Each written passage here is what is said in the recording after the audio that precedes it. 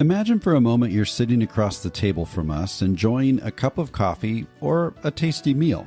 And we asked you a couple of questions, like, do you ever feel like you're on your own to navigate and struggle through all the complexities of blending? Kind of like your friends and family don't truly understand what you're up against?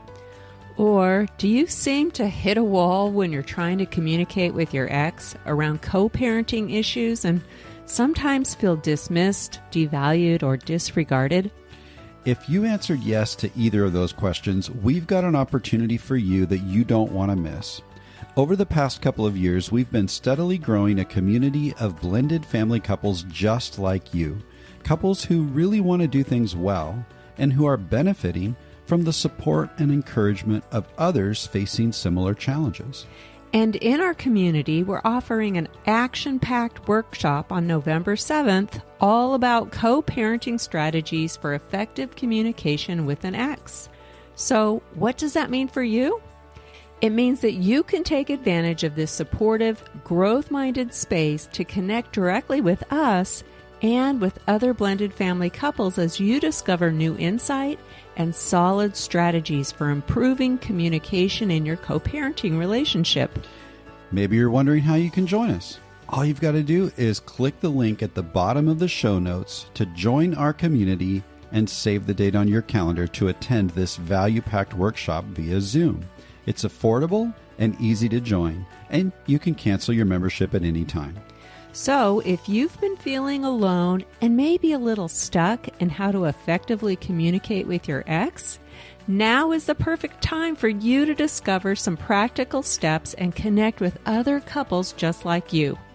Click the link today and we'll see you on November 7th. Okay, let's get back to the episode. Well, hey there. Thank you for joining us today. We were recently talking with a podcast listener who shared how the show brought them hope. And we were so grateful for that feedback because this is one of our primary goals, to cultivate hope for blended families. You know, we've been through seasons where it just felt hopeless. Yeah. And we've met with so many couples who have felt that too. And we're not willing to settle for hopelessness because we've discovered over the years that there is hope. And we want to help you to discover hope too. Now, we're betting you have others in your life on this blended family journey who might be feeling hopeless too. Coworkers, neighbors, extended family, even your Facebook friends. If that's true, then share this resource with them. Post your favorite episode, text the show to your friend, or simply talk about what you're learning with someone that you know who might be feeling hopeless today. You'll be joining our mission to cultivate hope around you as well. Hey, thanks in advance for helping us invest in your community. That's right. After coaching hundreds of couples over the years, we've noticed that there are so many topics and issues that sometimes lead to frustration and that hopelessness that Mike was just talking about. Things like building healthy bonds, managing your co-parenting relationship with a former spouse, communication skills for resolving conflict, creating more connection and investing in your marriage, and of course, parenting. You know, I often think of us, honey, as parenting coaches because we do spend a lot of time helping couples with strategies and practical support around parenting kids of all ages. That's right. You know, parenting and step-parenting is a huge topic. And one thing we know without a doubt is that every couple wants the children in their home to thrive physically, academically, socially, mentally, and emotionally. We all want the best outcomes for our kids as they grow and move through each stage of development, but it's common for kids to struggle, especially kids navigating today's world filled with fast-paced technology and internet influences and demanding social media engagements, right? Yeah, absolutely. The American Academy of Pediatrics and other organizations have published extensive research on the risks that impact kids in today's tech culture. Risks like cyberbullying, culture-influenced negative morals, values, and beliefs, weight gain, sleep deprivation, porn addiction, real-world isolation, deficits in social and emotional skills, depression, anxiety, and screen addiction, as well as delayed cognitive development and desensitization to violence. Yeah, I'm sure it's no surprise to you that today's kids are becoming more and more entertained and enticed by the influence of what they view on their screens. Right. And it might feel impossible sometimes to change it. Maybe you've even felt hopeless. But the truth is that your influence as parents is significant. Mm-hmm. It might feel like you're powerless as a parent to make a meaningful difference in how your kids relate to technology, but that just isn't true. As parents and step-parents, we do have influence and endless opportunities to make a positive impact as we guide our kids toward awareness, safety, and responsibility in the ways that they engage with technology. But digital overload isn't the only thing that kids struggle with. There are many aspects of their everyday lives that often lead to some difficult challenges for our kids. As the leaders of our homes, it's our job to identify what might be contributing to their overall struggles and then to guide the kids forward towards healthy lifestyle choices and resilience as they face each challenge. Back in episode 178, we talked with Dr. Michael Bradley on surviving the turbulent teen years, and we discussed the book that he's written called Crazy Stressed, Saving Today's Overwhelmed Teens with Love, Laughter, and the Science of Resilience. Great book. Yes, it is. And in his book, Dr. Mike offers a practical guide to resilience parenting. What he says is that raising resilient kids is about how we lovingly and skillfully help imperfect teens to handle the imperfect parts of life while optimistically striving to become better. That's right.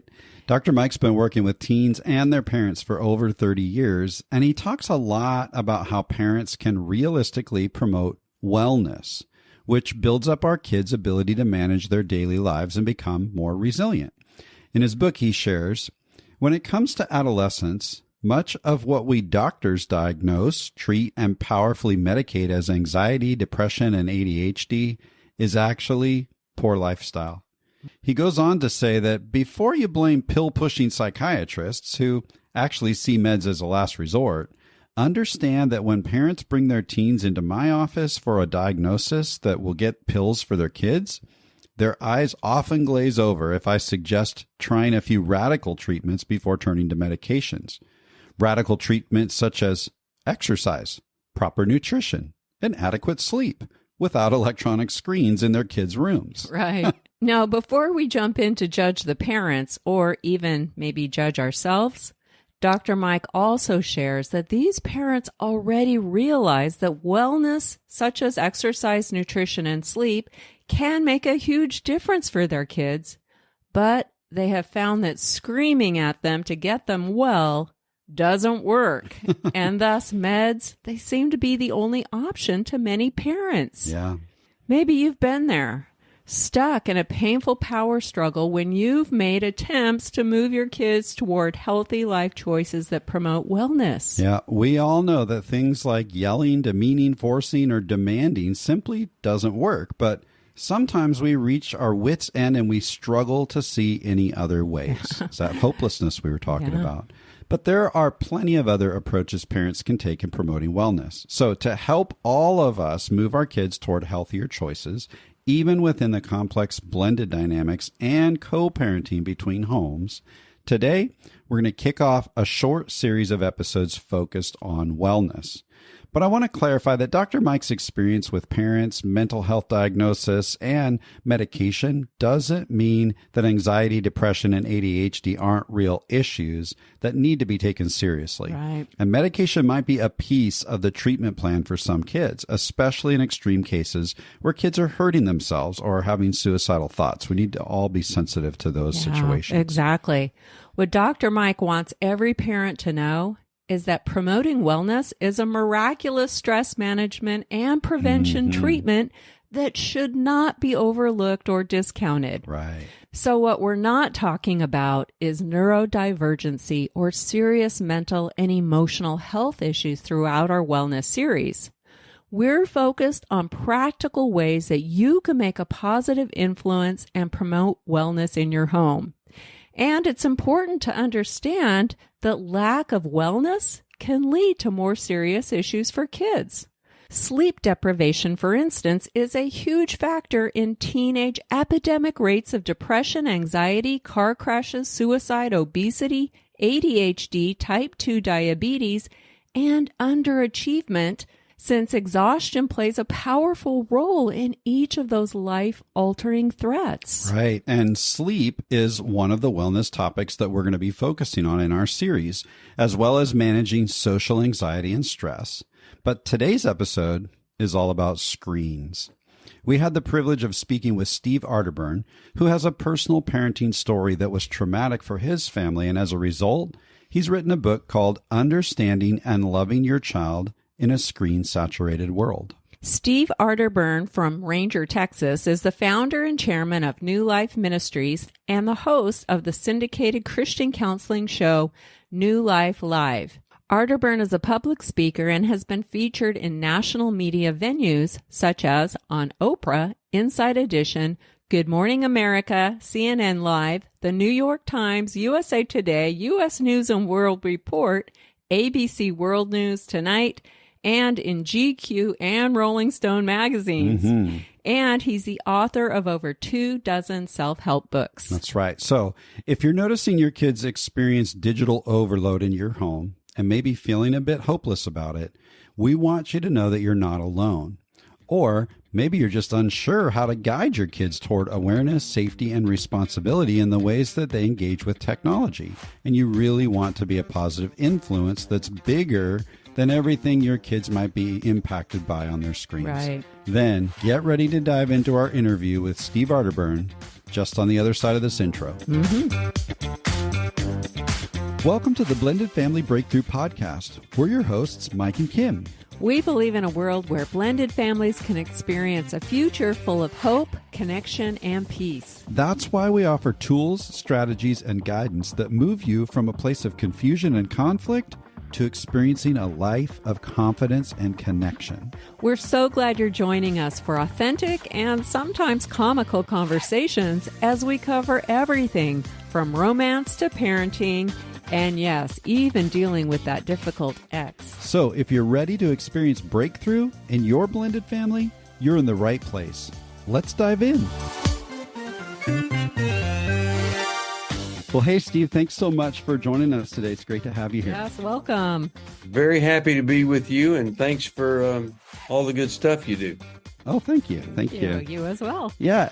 Hey, we've been reading this book, Understanding and Loving Your Child in a Screen-Saturated World, and we're excited to be able to talk to you about this today. And I wonder, before we just kind of dig into some of the stuff of the book, maybe tell us a little bit about your motivation. What was it that you and Alice, your cohort in publishing this book, what was it that really motivated you to write this book?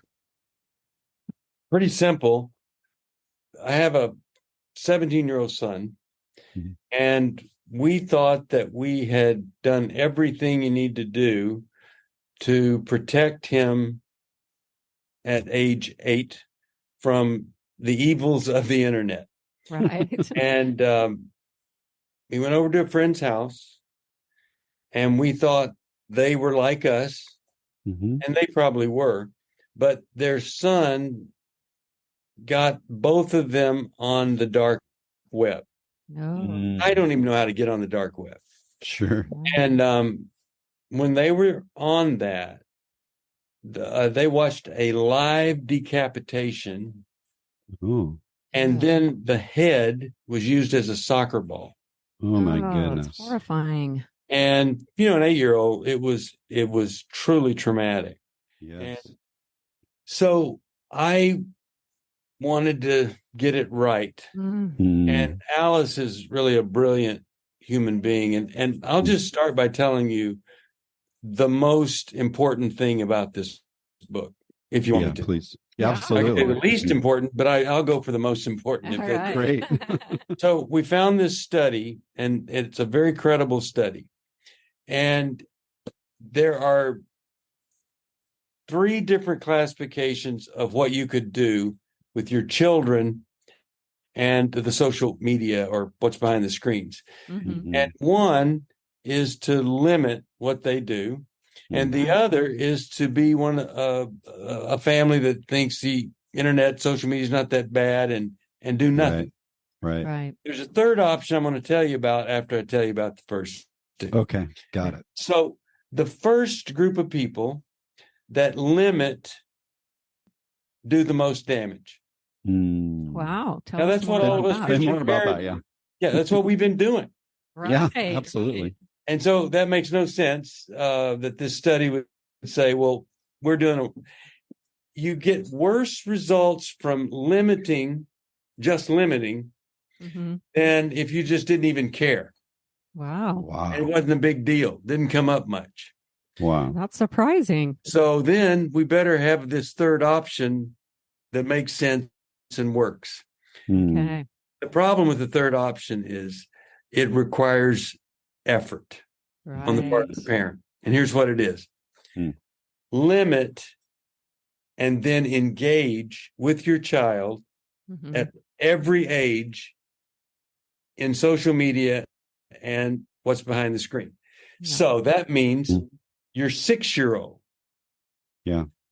is wanting to play a little game or something on a computer or iPad or something. You go find the games that you want to play with your 6-year-old. So you're you're exposing engaged. them. Yeah, you're engaging. But you can imagine if you said to the 6-year-old, everything on social media is evil. And so we're not going to let you do any of that. Well, doesn't it make sense that she's going to find every way possible to do what friends are doing? Yeah. My daughter is 14 and she wants to be on Snapchat because everybody's on Snapchat. Yep. So we let her every day be on Snapchat for 2 minutes. Wow. 2 minutes. 2 minutes. So, Okay. yes, and so also, now you got to understand, everything on her phone, she knows we're going to look at everything. Yes. So if somebody were to say in a text, man, I saw what you posted on Snapchat. That was amazing. We know that. But anyway, because of that, she does quite well with social media. But the other thing is, my 17-year-old. So we do stuff together online. Game Pigeon is a great thing that everybody can play. It's you could be in Norway and play golf with your child. Those are the kind of things. But if I can find an app that helps my 17-year-old get into college, then I'm the hero. Yeah. But to find that app, I actually have to look for it and spend a lot of time finding it. Yeah. But I think I think it's easy to understand. This really does make sense because the internet is everything to these kids. Social media is everything. And if I say I'm not even going to deal with that, I'm not going to look at that, then how can I speak truth into this kid's life if the thing that's speaking false truth into his life, I don't even want to have anything to do? Yeah, the thing that's speaking the loudest. Yeah, in absolutely. many cases. Man, thank you so much for explaining that. So what I just understood is, the limiter, the one who is saying, nope, you can't go on. Nope, we're going to take away this. No Nope, screens in no the screens house. in the house, those kinds of things. That actually has a more of a negative impact of the long-term health of a child's use of electronics than the parent who just says, yeah, do whatever you want. You're good to go. Wow. Yeah. Right? And they looked at the kids that create a false identity and do everything they want to do. And that's the limited kids. Once they have access, they don't want their parents to know, so they create false identity and just go everywhere. Yeah. And, So they get sneaky. your kids hopefully are not going to be living under your roof forever. Hopefully That's not. cool. That's right. And so I'm not going to tell you where, but I did happen to go to a Christian college. Okay. And there were a lot of Christian kids there, a lot of preachers' kids there, Okay. doing everything they were not allowed to do when they were. Isn't that interesting? Yeah. Isn't that interesting? So it's just it's irritating, I think, to a lot of people to hear this. Yeah. But that's how you can really make a difference in your child's life, is to limit appropriately, definitely, Right. Yeah. but engage with them. Yeah. Interesting. How, there's some effort. You said, hey, this engagement piece, it's tough because it does take very specific effort. Right. And I think it was Andy Crouch that talked about, hey, our kids are growing up in this world where they're digital natives, but us older generation folks are kind of digital immigrants. Yeah. And it takes us a bit more effort to say, okay, how does all this actually work? Because I haven't grown up with this as second nature with my whole community around me doing that. And I wonder if that's an element of the effort that some of us parents have to put into in order to really mentor the kids well. Yeah, and I hope that is what people hear, and that they will do that. I had a discussion with both my kids. We have 5 kids, and the 2 that my wife and I created together are still at home. Mm-hmm. I said one day, what if I told you that they have tamed some bears to just be like regular pets? You don't even have to have a cage. You just put them on a leash. And because I read this on the internet. What if they would say, Dad, of course we would say no. And the internet has no credibility. Why would you believe it? Yeah. And then I said, okay, you're right. That'd be a stupid thing, which is also stupid for kids to be living their life according to the values that they hear, feel, experience in social media, and believe that somehow that has more credibility than what their parents are trying to teach. Because pretty much every message to a teenager is, your parents are old-fashioned, outdated, kind of stupid. You are enlightened. You, because of your reading what I'm putting here or listening to me, you have a gift, and you need to get that gift, not their stuff. It's amazing how much of our kids that social media owns, and we really have to be aware and engage them in accurate conversations.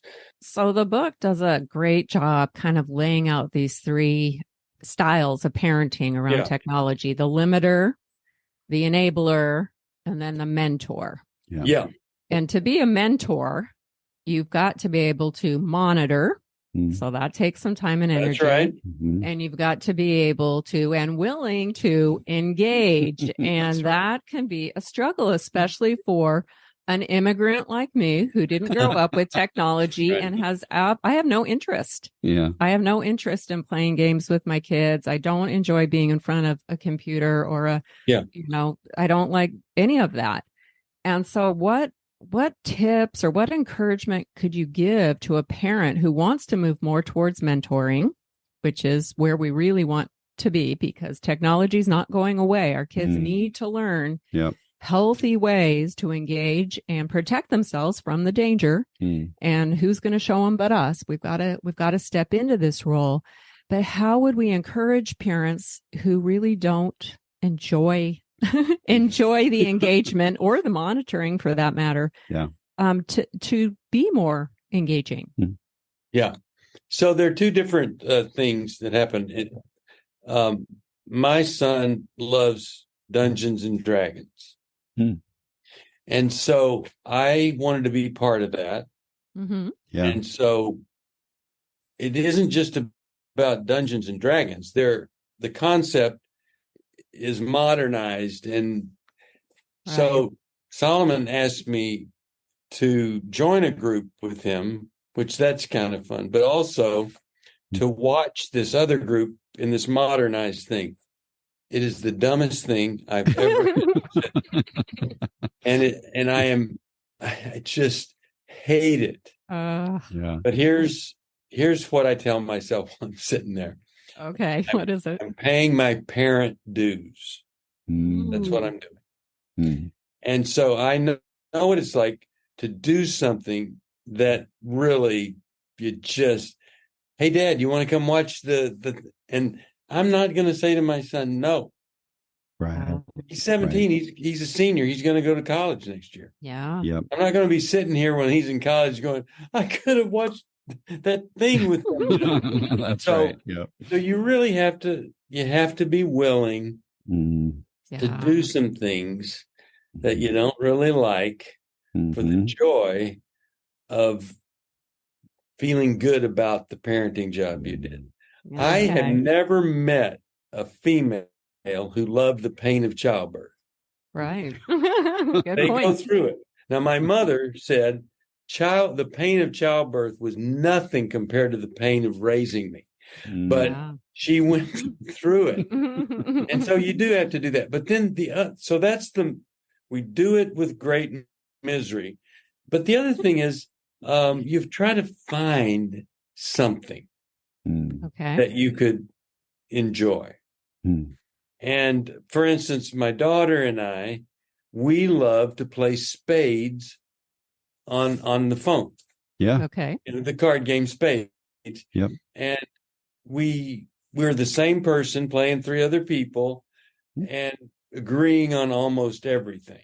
And because we both have ADHD, we think alike. And so I like to do things like that with her, where it kind of affirms this part of us that is alike, and we're different in many other ways. But so you just do your best to find a thing, not 18 things, one thing that you both could enjoy doing. That's what I would do. I would just explore. Okay. Here's a game. Says it's great game. Parents love it. Kids love it. Let's try it. See if we like it. Yeah. Don't like it? Well, we tried. Move on to something else. Yeah. Okay. I love that advice. Thank you, Steve. The reality of effort. Yeah, you have to be willing to go there. And we have an age gap between us. So Mike is less of an immigrant than I am, I would say, because you grew up with computers in your home. Well, I did. I mean, we are different in age. However, my parents were computer programmers, and back in the early 80s, we had like a mainframe in the house and all that. So I've been around technology since I was just a little guy, even what we would consider now ancient technology. But I get it. Like I've been a part of that. Oh, and you enjoy playing games with the kids. Yeah. And I was really affirmed actually when I was reading some of the book. Not that I did everything perfect at all, by no means, but I was like, oh, you know what? Playing Super Mario Brothers with the kids all those hours, that was a great investment. we had a great time doing that. And then later, as technology advanced and we started getting mobile and all of those things, being really connected to them through the process around that, I just look back and go, man, I am so grateful and so blessed that we got a few things right. And I think that's important too. It's like, we don't have to get everything right. We're not perfect. We definitely got some things wrong with my daughter because she's now 27. Yeah. So that was the cusp of kids, when she was 9, 10, 11 years old. That was when phones first started coming out, and we were right on the cusp of, how do we manage this? And then also, how do we manage this across households with an ex-spouse who has very different ideas about technology? And we didn't know what we were doing. So we made lots of mistakes with Annika that we didn't make with the other two, which of course is natural. Yeah. I love that name. By the way, my wife and I have an age gap also, but when we started dating, we were both at the same stage of life. We both had been left. We both wanted to marry again, and we both wanted children. We've been married 18 years with our little blended family, and it's been great. Yeah. Awesome. Yeah, that's so good. Hard, and it's been difficult and great. Yeah. And I think Yeah. every marriage is difficult. It's just Yeah. Yep. Yeah. We have to find the greatness. We have to find the greatness. And it takes that's work. true. It takes effort and work, just like what you're saying. Hey, if we want to mentor kids well, it's going to take effort and work in this area of dealing with screens and such. Absolutely. Steve, if we just took a few more minutes to say, okay, what are some of the practical things that parents can do to, we don't want to be a limiter, but we do need to have boundaries. Yes. Well, you want to be a limiter plus is there we go. Okay. Plus. I like that. that. I'll tell you some of the things that we do that seem to be good for the kids. Okay. Yeah. They plug in their phone and their computer or any other electronic device. They plug it in our bedroom. Mm-hmm. Mm-hmm. And So at night, they put it to bed at night? that's right. They don't charge in their room. It's just too tempting. Yeah, we did that as well with our 2 mutual kids. Mm-hmm. Yeah. So that's one thing, is to charge the stuff in your room so that they don't have access to it. Now, a 17-year-old senior in high school does exactly what he's been doing at every age, and he will do that till he goes to college. Yeah. So there's that. Then whenever they are on social media, the screen must be facing us. Now, that doesn't mean we're going to sit there and look at everything, but I want to be able to walk by and see what Solomon's doing. Okay. So it's not in his bedroom in private. It's out. So in the common areas. Yeah. And then they would tell you that we have stolen their privacy. And the answer that I have to that is yes, we have done that, because you're not entitled to that in the area of social media. We do let you shut the door when you go to the restroom. So we're not, but this, you have no rights to privacy. Yeah. It's just too dangerous. Yeah. Mm-hmm. So they know that we're going to look at their phones on a regular basis, read and listen to what they're saying to others. And then we talk about it all the time. Yeah. What they're seeing, what they're experiencing. And we do engage with them in different games. And I mentioned to you the Game Pigeon app. It's just a really fun way to play tons of games there that you can play with anybody, anywhere. And that might be the one thing that you would enjoy. You find something that is a fun game to play. And then also that piece about finding at the appropriate age, the appropriate either game or life helper or school success builder. Those are really great things that you can do to help your child. Yeah. Can you talk a little bit about how we can teach our kids moderation around screens? Because we know kids are gravitating there, and there are children like our son would have probably spent 10 to 12 hours a day on screens. How do we teach? I mean, we did some things, but with Jacob, but I'm curious what kind of ideas you have around teaching moderation with screens. Just social media and internet is so seductive that I don't expect my 17-year-old or 14-year-old to be able to have restraint with it. It's that powerful. It's so realistic. We provide this restraint. Okay. And so we limit when and for how long. Okay. Yep. And you just have to do that. My son and daughter go to different schools. One school, nobody is allowed to have a phone anywhere. You want to have a phone so that you can contact mom that you got sick. Great, bring it. Put it in your locker, and don't look at it the rest of the day unless you get sick. Right. But then at my daughter's school, everybody has a phone. And so she knows that we expect that phone to be off during class hours and not take it. And the monitoring that we do is we see the time of day that certain texts get sent. And if that happens to correspond with a class, then it just goes away. And we are very quick to take the phone away. Okay. It's our phone. We bought it. Exactly. We're going to let them use it.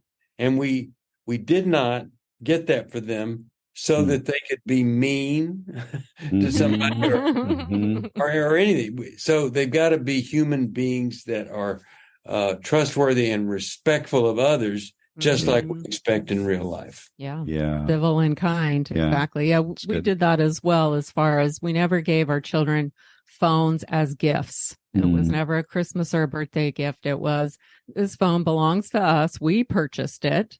We're allowing you to use it within these limits. And that way, there wasn't this, oh, well, that's mine. I got that for Christmas. Right. No, actually, it belongs to us. Yep. It doesn't belong to you. Yep. And I think that was helpful. Yeah.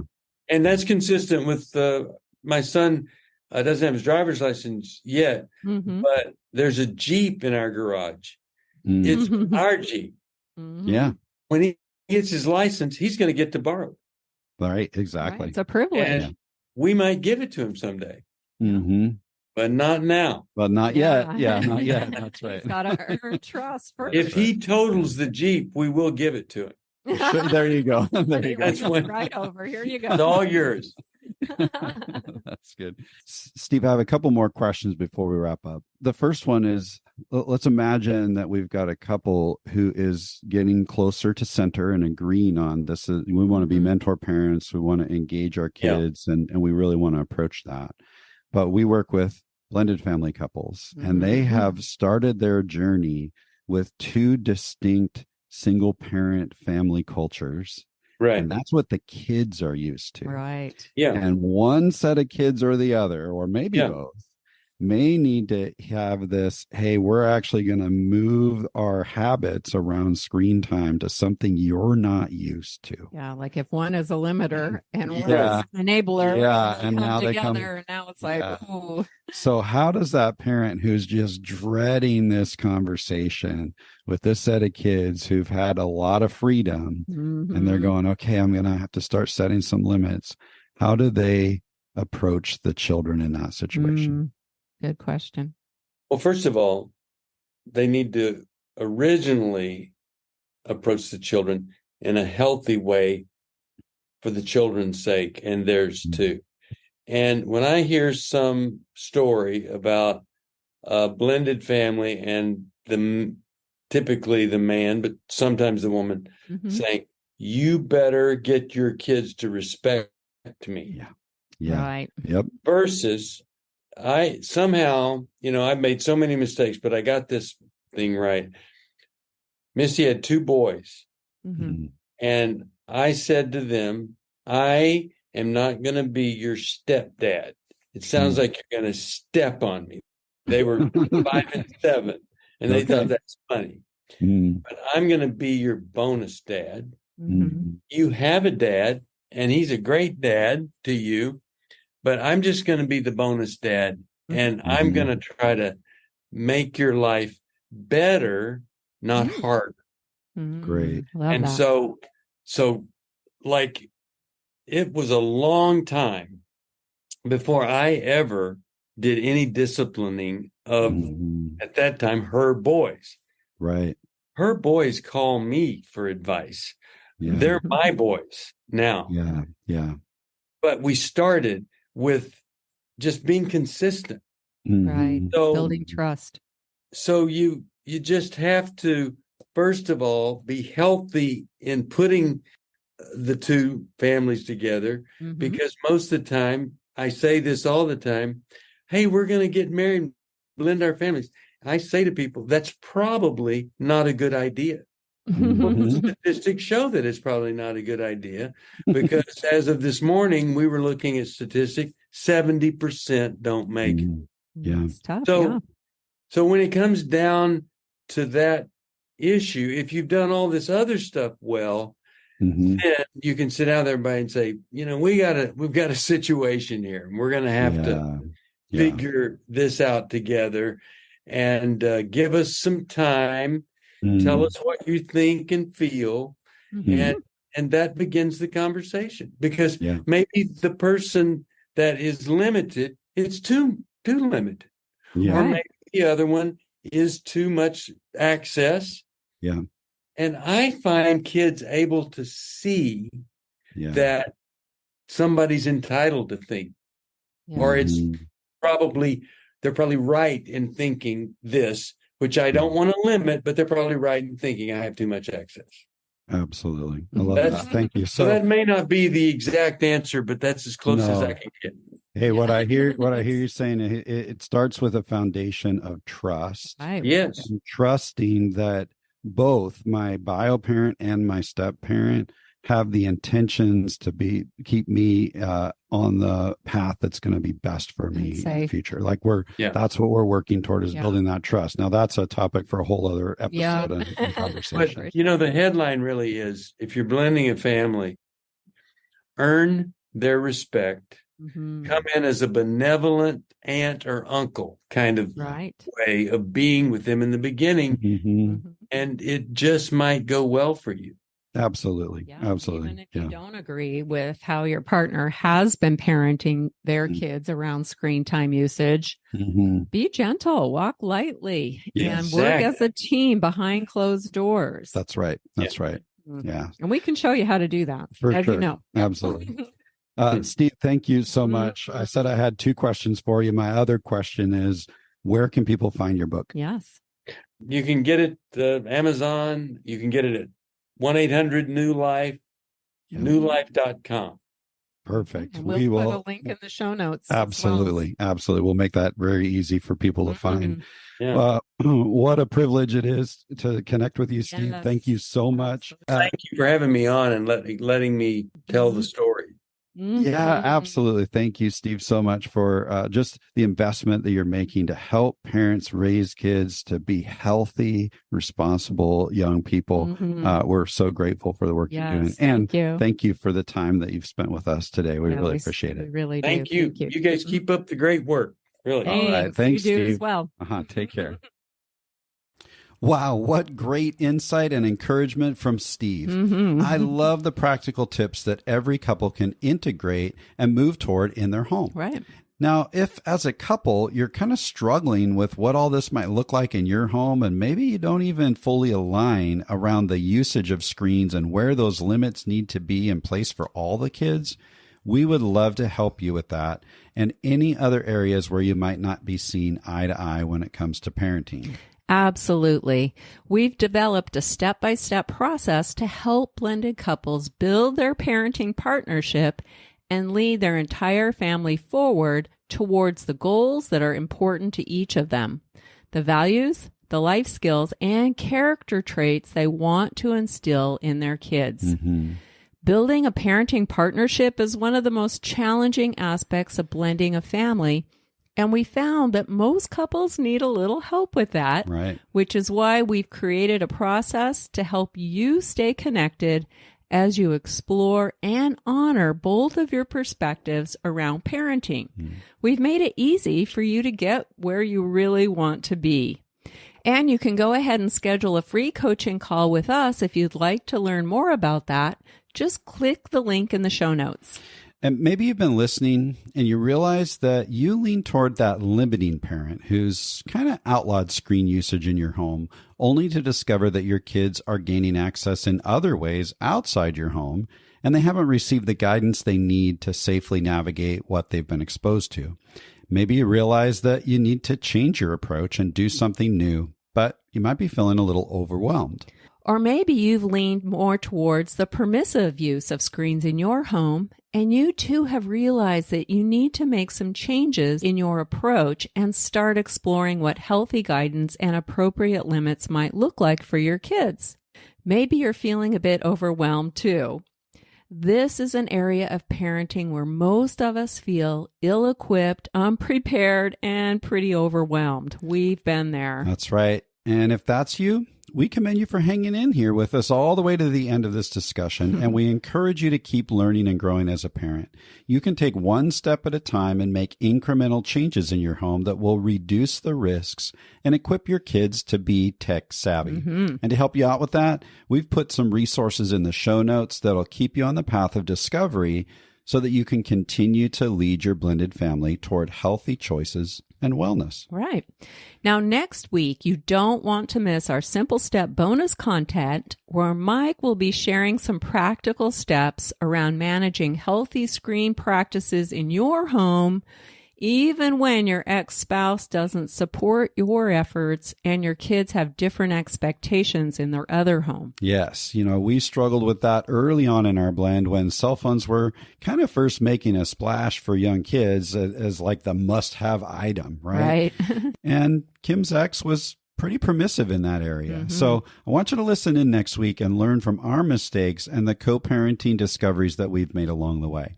And by the way, in order to gain access to our Simple Step bonus content every other week, you really need to follow the show on Spotify or Apple Podcasts. So be sure to do that so that you don't miss out.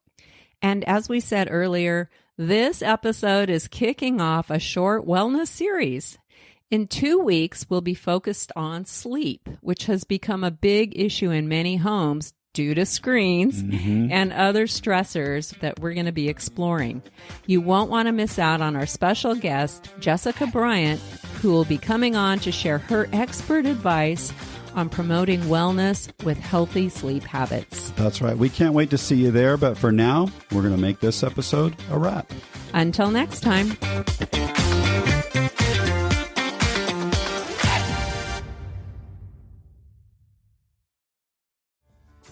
Does it ever feel like people just don't get how tough it is to blend a family? What if you could experience a community that's all about healthy support, guidance, and practical strategies that help you thrive in your blended family? Well, now you can. Blending Together is a supportive community for blended family couples just like you. We've educated and supported hundreds of couples navigating the unique challenges of blended family life. Now we're inviting you to join our community and experience the transformation that awaits you. Blending Together is not just another community. It's a place where you'll find practical, real-life strategies for building unity as a couple, creating more connection as a family, experiencing partnership in parenting, and even dealing with that difficult ex. Blending Together is a safe, growth-focused space where you'll get to connect with us and maybe more importantly, with other blended family couples who truly understand what you're going through. Along the way, you'll discover practical tools, guidance, and hope that empower you to find a future full of confidence and connection. When you join Blending Together, you'll gain access to a variety of resources like our private Facebook group and online learning platform, monthly coaching meetings, monthly Q&As, and you'll even get to vote on the content for our monthly workshops. Blending a family can often leave couples feeling alone or isolated, and quality support can sometimes be expensive and hard to find. That's why we're offering you access to all of this at a super low monthly rate, because every blended family deserves the opportunity to thrive regardless of their budget. So scroll all the way to the bottom of the show notes and click the link to join us in the Blending Together community and meet other couples just like you in our upcoming community meeting. Plus, when you join before the end of the month, you'll gain access to our brand new bonus mini course that will help you make quick headway. Hey, thanks so much for joining us today. We can't wait to meet you inside Blending Together. Just click the link all the way at the bottom of the show notes to get started. We'll see you there.